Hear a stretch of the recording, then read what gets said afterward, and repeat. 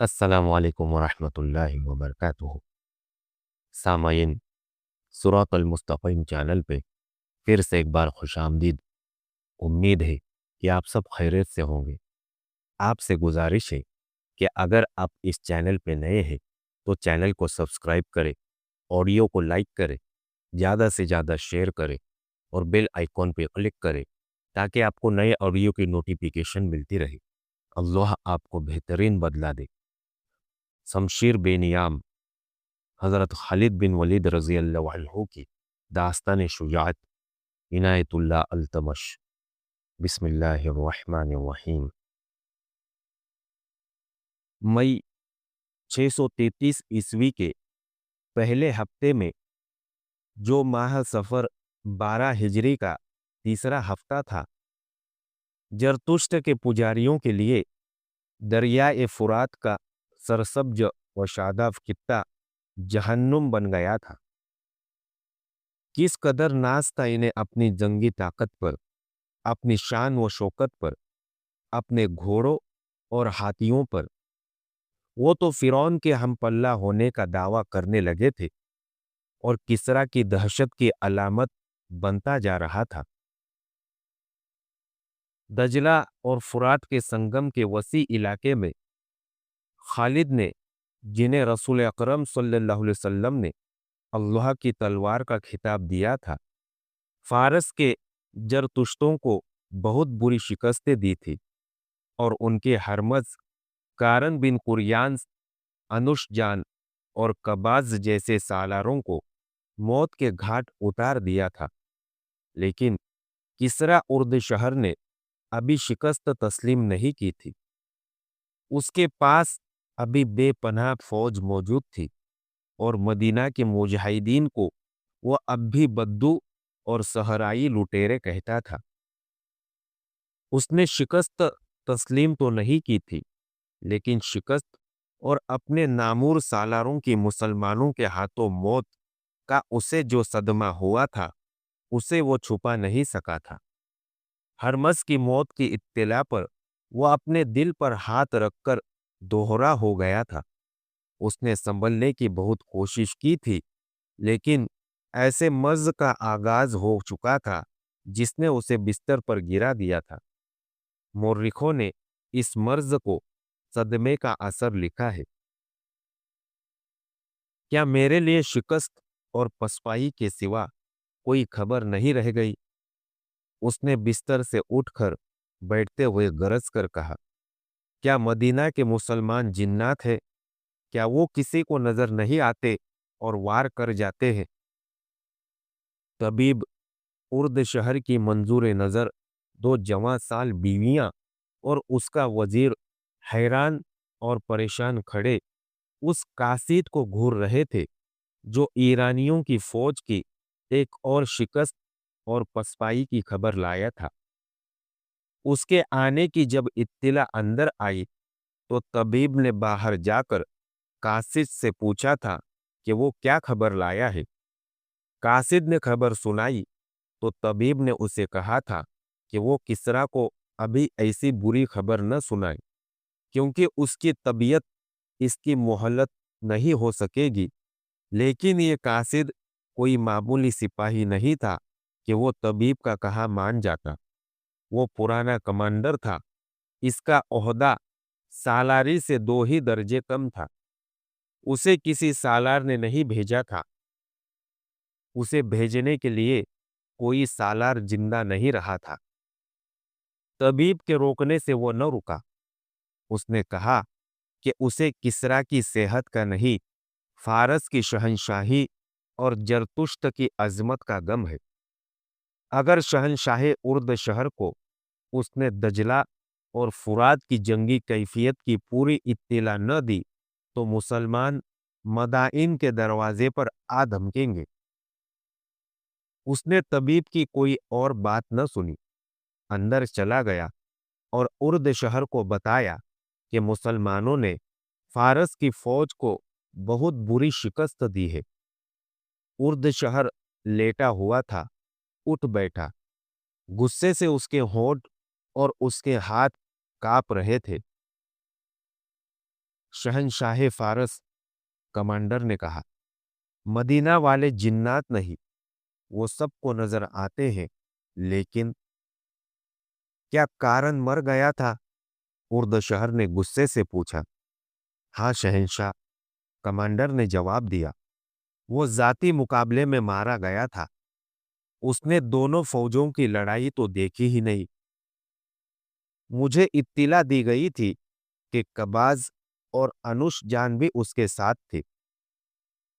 वो भी कारण के अंजाम को पहुंच गए थे, कमांडर ने कहा। वो कारण के कत्ल का इंतकाम लेना चाहते थे। दोनों ने इकट्ठे आगे बढ़कर मदीना के सालारों को ललकारा और दोनों मारे गए। शहंशाह फारस, क्या फारस की इस अजीम शहंशाही को इस अंजाम तक पहुंचना है? नहीं, नहीं, गुस्ताखी की माफी चाहता हूं। अगर किसरा ने सदमे से अपने आप को यूं रोग लगा लिया, तो क्या हम जरतुश्त की अजमत को मदीना के बद्दुओं से बचा सकेंगे? तुम कौन हो? उर्द शहर ने पूछा। मैं कमांडर हूं, कमांडर ने जवाब दिया। मैं किसी का भेजा हुआ कासिद नहीं, मैं जरतुश्त का जानिसार हूं। दरबान को बुलाओ, उर्द शहर ने हुक्म दिया। तुमने मुझे नया हौसला दिया है। मुझे ये बताओ, क्या मुसलमानों की नफरी ज्यादा है? क्या उनके पास घोड़े ज्यादा है? क्या है उनके पास? दरबान अंदर आया और हुक्म के इंतजार में झुककर दोहरा हो गया। सालार, अंदर जगर को फौरन बुलाओ, उर्द शहर ने दरबान से कहा और कमांडर से पूछा, क्या है उनके पास? बैठ जाओ और मुझे बताओ। हमारे मुकाबले में उनके पास कुछ भी नहीं, कमांडर ने जवाब दिया। उनमें लड़ने का जज्बा है। मैंने उनके नारे सुने हैं। वो नारों में अपने खुदा और रसूल सल्लल्लाहु अलैहि वसल्लम को पुकारते हैं। मैंने उनमें अपने मजहब का जुनून देखा है। वो अपने अकीदे के बहुत पक्के हैं और यही उनकी ताकत है। हर मैदान में उनकी तादाद थोड़ी है। ठहर जाओ, उर्द शहर ने कहा। अंदर जगर आ रहा है। मुझे अपने इस सालार पर भरोसा है।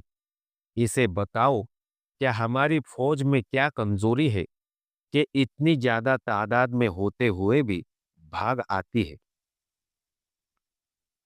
अंदर जगर, उर्द शहर बिस्तर पर नीम दराज था। अपने एक और नामूर सालार से कहने लगा, क्या तुमने सुना नहीं कि कारन बिन करयान्स भी मारा गया है, कबाज भी मारा गया है और अनुश जान भी मारा गया है? अंदर जगर की आंखें ठहर गई, जैसे हैरत ने उस पर सत्ता तारी कर दिया हो। इसे बताओ कमांडर, उर्द शहर ने कमांडर से कहा, क्या मैं इन हालात में जिंदा रह सकूंगा? कमांडर ने सालार अंदर जगर को तफसील से बताया कि मुसलमानों ने इन्हें दरियाई मोकल के किनारे किस तरह शिकस्त दी है, और ये भी तफसील से बताओ कि मदाइन की फौज किस तरह भागी है। अंदर जगर, उर्द शहर ने कहा, हम अब एक और शिकस्त का खतरा मोल नहीं ले सकते। मुसलमानों से शिकस्त का सिर्फ इंतकाम नहीं लेना, उनकी लाशें फरात में बहा देनी है। यह उसी सूरत में मुमकिन है कि तुम ज्यादा से ज्यादा फौज लेकर जाओ। तुम उस इलाके से वाकिफ हो, तुम बेहतर समझते हो कि मुसलमानों को कहाँ घसीटकर लड़ाना चाहिए। वो रेगिस्तान के रहने वाले हैं, अंदर जगर ने कहा, और वो रेगिस्तान में ही लड़ सकते हैं। मैं इन्हें सरसब्ज और दलदली इलाके में आने दूंगा और इन पर हमला करूंगा। मेरी नजर में वल्जा मौजू इलाका है। उसके सवार दस्ते ही उनकी असल ताकत है, कमांडर ने कहा। उनके सवार बहुत तेज और होशियार है।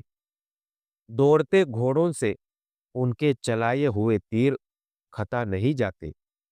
उनके सवारों का हमला बहुत ही तेज होता है। वो जमकर नहीं लड़ते, एक हल्ला बोलकर इधर उधर हो जाते हैं। यही वो राज है जो हमारे सालार नहीं समझ सके। अंदर जगर ने अपनी रान पर हाथ मारकर कहा, मुसलमान आमने सामने की जंग नहीं लड़ सकते। हम उनसे कई गुना ज्यादा फौज ले जाएंगे। मैं इन्हें अपनी फौज के नीम दायरे में लेकर मजबूर करूंगा कि वो अपनी जान बचाने के लिए आमने सामने की लड़ाई लड़े। अंदर जगर उर्द शहर ने कहा, यहां बैठकर मंसूबा बना लेना आसान है, लेकिन दुश्मन के सामने जाकर इस मंसूबे पर इसके मुताबिक अमल करना बहुत मुश्किल हो जाता है। इस कमांडर ने एक बात बताई है, इस पर गौर करो। ये कहता है कि मुसलमान अपने मजहब और अपने अकीदे के वफादार है, और वो अपना खुदा और अपने रसूल सल्लल्लाहु अलैहि वसल्लम का नाम लेकर लड़ते हैं। क्या हमारी फौज में अपने मजहब की वफादारी है? इतनी नहीं जितनी मुसलमानों में है। और इस पर भी गौर करो अंदर जगर, मुसलमान अपने इलाके से बहुत दूर आ गए हैं। ये उनकी कमजोरी है। यहाँ के लोग उनके खिलाफ होंगे।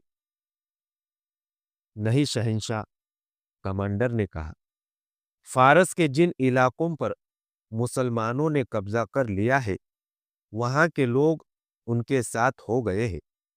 उनका सुलूक ऐसा है कि लोग इन्हें पसंद करने लगते हैं।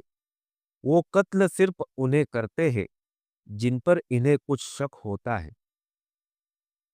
यहाँ के वो अरबी लोग उनके साथ नहीं हो सकते जो ईसाई है।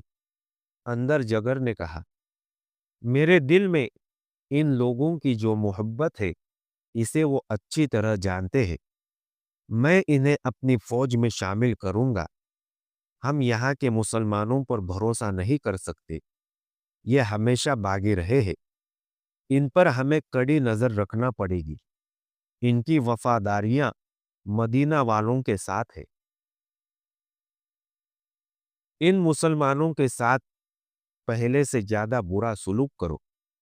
उर्द शहर ने कहा, इन्हें उठने के काबिल न छोड़ो। हमने इन्हें मवेशियों का दर्जा दे रखा है। अंदर जगर ने कहा, इन्हें भूखा रखा है। इनकी खेतियों से हम फसल उठाकर ले आते हैं और इन्हें सिर्फ इतना देते हैं जिस पर वो सिर्फ जिंदा रह सकते हैं। लेकिन वो इस्लाम का नाम लेने से बाज नहीं आते। भूखे मर जाना पसंद करते हैं, लेकिन अपना मजहब नहीं छोड़ते। यही इनकी कुव्वत है, कमांडर ने कहा, वरना एक आदमी 10 का मुकाबला नहीं कर सकता। कपड़ों में मलबूस आदमी जिरापोश को कत्ल नहीं कर सकता। मुसलमानों ने ये करके दिखा दिया है। मैं इस कुव्वत को कुचल डालूंगा, कमांडर ने कहा। उर्द शहर ने बुलंद आवाज से कहा, अंदर जगर, अभी मुसलमानों को न छेड़ना जो हमारी रियाया है। इन्हें धोखा दो कि हम इन्हें चाहते हैं। पहले उनका सफाया करो जिन्होंने हमारी शहंशाही में कदम रखने की जरूरत की है। इसके बाद हम इनका सफाया करेंगे जो हमारे साये में सांपों की तरह पल रहे हैं। उसी रोज उर्द शहर ने अपने वजीर अंदर जगर और उसके मातहत सालारों को बुलाया और इन्हें कहा, ये होना ये चाहिए था कि हम मदीना पर हमला करते और इस्लाम का वही खात्मा कर देते, लेकिन हमला उन्होंने कर दिया है और हमारी फौज इनके आगे भागी भागी फिर रही है। सिर्फ 2 महारकों में हमारे 4 सालार मारे गए हैं। उर्द शहर ने कहा, इन चारों को मैं अपनी जंगी ताकत के सुतून समझता था, लेकिन इनके मर जाने से किसरा की ताकत नहीं मर गई। सब कान खोलकर सुन लो, जो सालार या नायाब सालार शिकस्त खाकर वापस आएगा, उसे मैं जल्लाद के हवाले कर दूंगा। उसके लिए यही बेहतर होगा कि वो अपने आप को खुद ही खत्म कर ले या किसी और तरफ निकल जाए, फारस की सरहद में कदम न रखे। अंदर जगर, तुम मदाइन और इर्द गिर्द से जिस कदर फौज साथ ले जाना चाहते हो, ले जाओ। सालार बहमन को मैंने पैगाम भेज दिया है कि वो अपनी तमाम तर फौज के साथ फरात के किनारे वल्जा के मुकाम पर आ पहुंचे। तुम उससे जल्दी वल्जा पहुंच जाओगे। वहां खेमाजन होकर बहमन का इंतजार करना। जो ही वो आ जाए, दोनों मिलकर मुसलमानों को घेरे में लेने की कोशिश करना। उनका कोई आदमी और कोई एक जानवर भी जिंदा न रहे। उनकी तादाद तुम्हारे मुकाबले में कुछ भी नहीं। मैं कोई मुसलमान कैदी नहीं देखना चाहता, मैं उनकी लाशें देखना चाहता हूं। मैं देखने आऊंगा कि उनके घोड़ों और ऊंटों के मुर्दार उनकी लाशों के दरमियान पड़े हैं। तुम्हें जरतुश्त के नाम पर हलफ उठाना होगा कि फतह हासिल करोगे या मौत। अंदर जगर, दोनों फौजों का सिपह सालार होगा। अंदर जगर, तुम्हारे जहन में कोई शक और वसवसा नहीं होना चाहिए। ये भी सोच लो कि मुसलमान और आगे बढ़ आए और हमें एक और शिकस्त हुई तो रोमी भी हम पर चढ़ दौड़ेंगे। शहंशाह फारस अब शिकस्त की आवाज नहीं सुनेंगे। सालार अंदर जगर ने कहा, मुझे इजाजत दे कि मैं ईसाइयों को अपने साथ ले लूं। इससे मेरी फौज में बेशुमार इजाफा हो सकता है। तुम जो बेहतर समझते हो करो, उर्द शहर ने कहा, लेकिन मैं वक्त जाया करने की इजाजत नहीं दूंगा। अगर ईसाई तुम्हारे साथ वफा करते हैं तो इन्हें साथ ले लो। ये इराक का इलाका था जहां ईसाइयों का एक बहुत बड़ा कबीला बकर बिन वाइल आबाद था।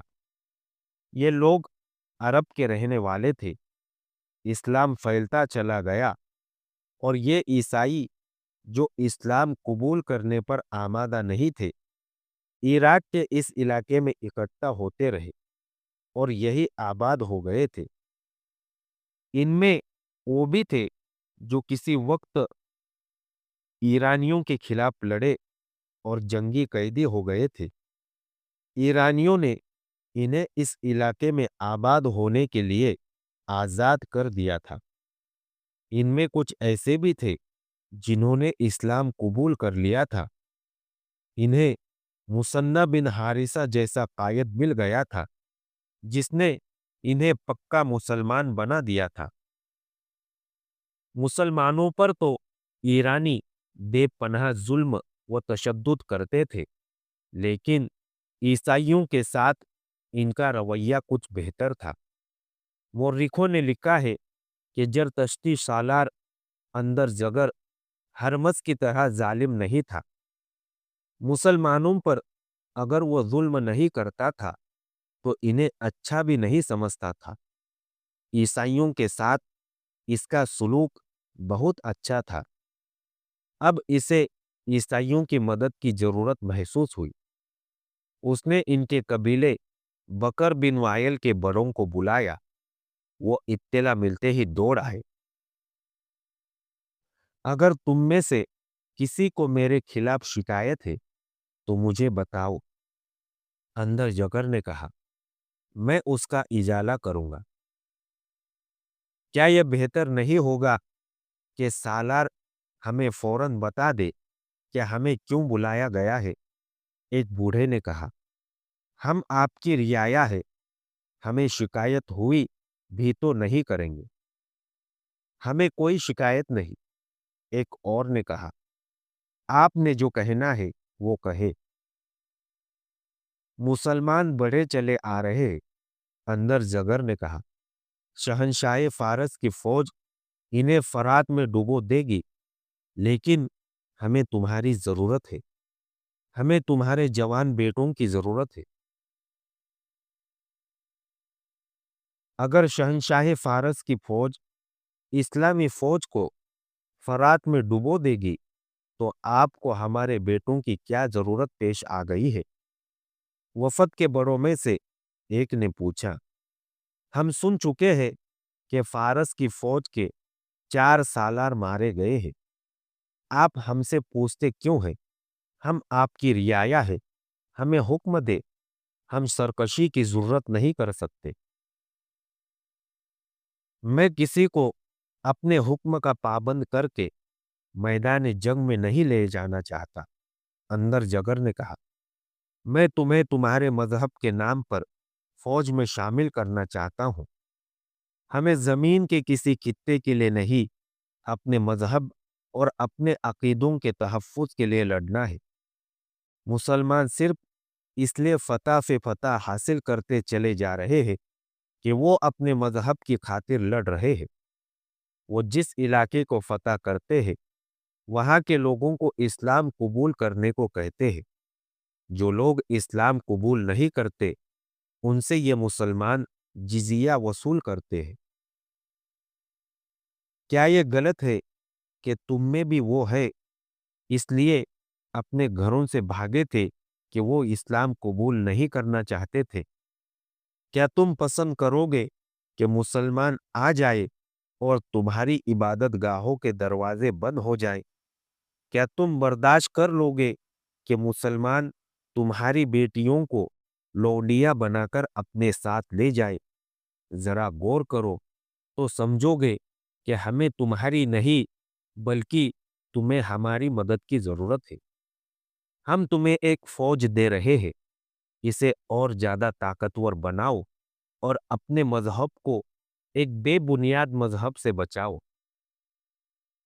अंदर जगर ने ईसाइयों को मुसलमानों के खिलाफ ऐसा मुस्तइल किया कि उसी वक्त वापस गए और अपने कबीले की हर बस्ती में जाकर ऐलान करने लगे कि मुसलमानों का बहुत बड़ा लश्कर कत्ल व गारत और लूट मार करता चला आ रहा है। वो सिर्फ उसे बख्शते हैं जो उनका मजहब कबूल कर लेता है। वो जवान और कमसिन लड़कियों को अपने साथ ले जाएंगे। अपने लड़कियों को छुपा लो। माल दौलत जमीन में दबा दो। औरतें बच्चों को ले जाकर जंगलों में चली जाए। जवान आदमी हथियार, घोड़े और ऊंट लेकर हमारे साथ आए। शहंशाह फारस की फौज हमारे साथ है। यीशु मसीह की कसम, हम अपनी इज्जत पर कट मरेंगे, अपना मजहब नहीं छोड़ेंगे। एक शोर था, ललकार थी, जो आंधी की तरह दश्त व जबल को, जिन्स और उन्स को लपेट में लेती आ रही थी। कोई भी किसी से नहीं पूछता था कि यह सब क्या है। किसने बताया है कि मुसलमानों का लश्कर आ रहा है? किधर से आ रहा है? जोश व खरोश था। ईसाई माए अपने जवान बेटों को रुखसत कर रही थी। बीवियां खाविंदों को, बहनें भाइयों को अलविदा कह रही थी। एक फौज तैयार होती जा रही थी, जिसकी नफरी तेजी से बढ़ती जा रही थी। किसरा की फौज के कमांडर वगैरह आ गए थे। वो इन लोगों को एक जगह इकट्ठा करते जा रहे थे, जो किसरा की फौज में शामिल होकर मुसलमानों के खिलाफ लड़ने के लिए आ रहे थे। एक बस्ती में लड़ने वाले ईसाई जमा हो रहे थे। सूरज कभी का गुरूब हो चुका था। बस्ती में मशअले घूम फिर रही थी और शोर था। बस्ती दिन की तरह बेदार और सरगर्म थी। दो आदमी जो इस बस्ती वालों के लिए अजनबी थे, बस्ती में दाखिल हुए और लोगों में शामिल हो गए। हम एक ललकार सुनकर आए हैं। इनमें से एक ने कहा, हम रोजगार की तलाश में बड़ी दूर से आए हैं और शायद मदाइन तक चले जाए। ये क्या हो रहा है? तुम कौन हो? किसी ने उनसे पूछा। मजहब क्या है तुम्हारा?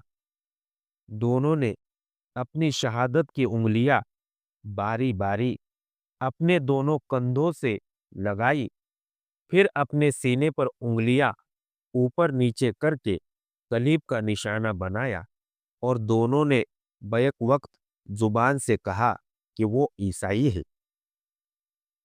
फिर तुम मदाइन जाकर क्या करोगे?